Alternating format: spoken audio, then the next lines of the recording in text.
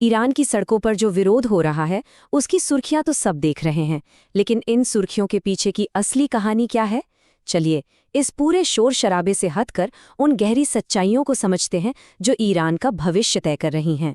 Social media खोलिए या कुछ न्यूज़ चैनल देखिए, हर तरफ ऐसी ही नाटकीय खबरें हैं कि सुप्रीम लीडर मॉस्को भागने की तैयारी में है, बड़े बड़े मिलिट्री अफसर पाला बदल रहे हैं।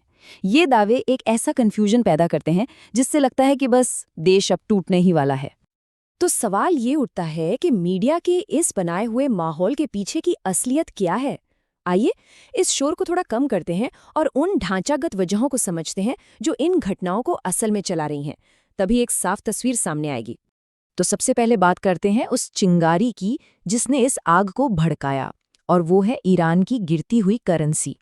देखिए, ईरान में विरोध प्रदर्शन होना कोई नई बात नहीं है, पहले भी हुए हैं, लेकिन इस बार बात कुछ और है।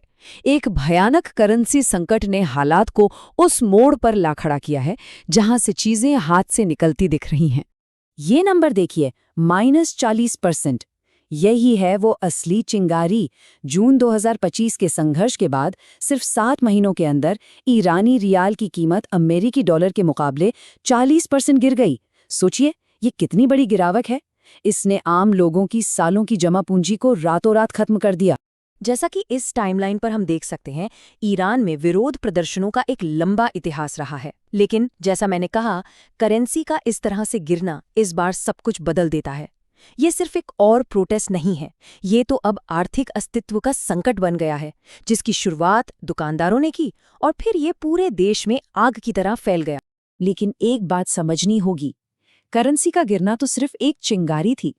इस आग के लिए जो ईंधन था, वो तो सालों से 3 बड़े संकटों के रूप में जमा हो रहा था। ये 3 अलग अलग लेकिन एक दूसरे से जुड़ी हुई मुसीबतें हैं जो लंबे समय से देश को परेशान कर रही हैं। पानी की भयानक कमी, एक लड़खड़ाता हुआ एनर्जी सेक्टर और एक ऐसी अर्थव्यवस्था जो प्रतिबंधों के बोझ तले पूरी तरह दब चुकी है। इन तीनों ने मिलकर वो जमीन तैयार की जिस पर आज अशांति की फसल लहलहा रही है। तो ये आर्थिक गिरावट आई कहाँ से? देखिए, वजह कई हैं।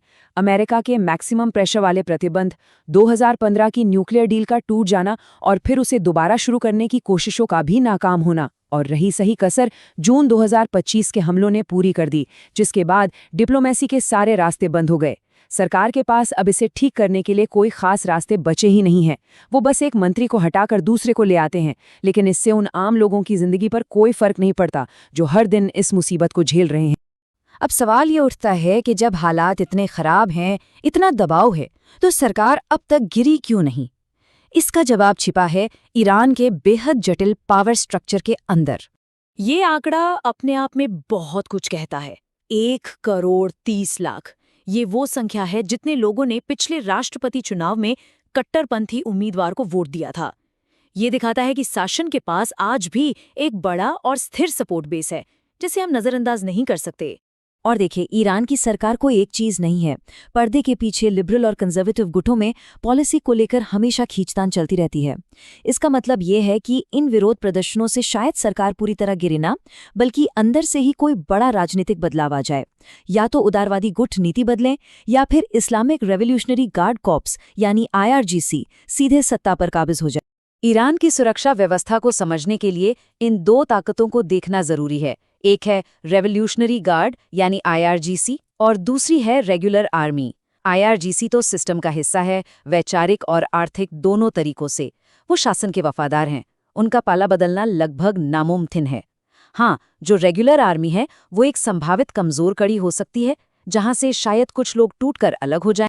और शासन के टिके रहने की एक और बहुत बड़ी वजह है, कोई एक मजबूत विपक्ष है ही नहीं जो सत्ता संभाल सके। जैसा कि हम देख सकते हैं, विपक्ष पूरी तरह से बटा हुआ है।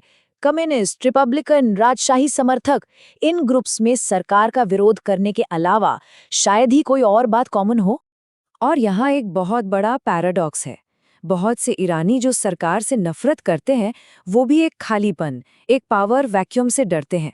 उन्हें डर है कि अगर सरकार गिर गई तो देश सीरिया या लीबिया की तरह जातीय संघर्ष में टूट सकता है।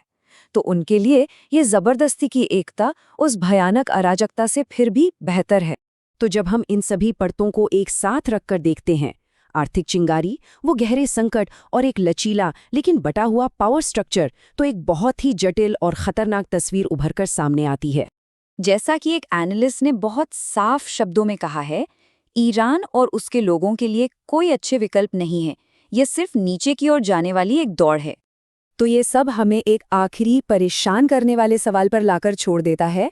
सरकार तो फिलहाल इन प्रदर्शनों को झेलने में सक्षम दिख रही है, तो क्या ये विरोध प्रदर्शन धीरे धीरे खत्म हो जाएंगे, या फिर अस्थिरता का ये माहौल बाहरी ताकतों को दखल देने का मौका देगा? ईरान का भविष्य सचमुच एक अधर में लटका हुआ है।